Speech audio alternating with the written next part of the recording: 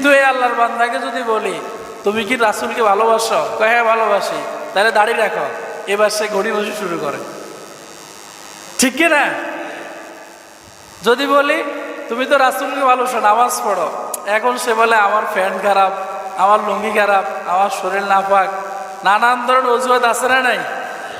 কিন্তু এই মুসলমান ছেলেটাই কয়েকদিন আগে আর্জেন্টিনাকে সাপোর্ট করতে গিয়ে তার জীবনে সব দিছে, কিন্তু এখন ইসলামের বেলায় আসলে সে বলে আমার এই সমস্যা ওই সমস্যা, নানান ধরনের অভিযোগ আছে না নাই? এখন আসলে কি সে ইমানদার নাকি মুনাফিক?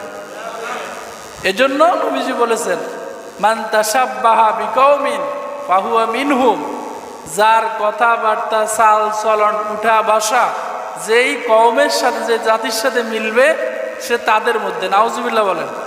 মুসলমান হয়ে যদি আপনি রোনালদো, মেসি, কাকা, নেইমারের চুল স্টাইল